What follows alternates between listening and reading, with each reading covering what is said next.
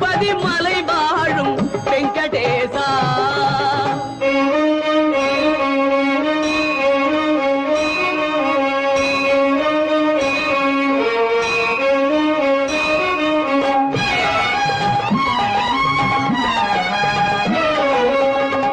அன்பெனும் அகல் விளக்கை ஏற்றி வைத்தேன், அதில் ஆசை என்னும் நெய்யை ஊற்றி வைத்தேன்.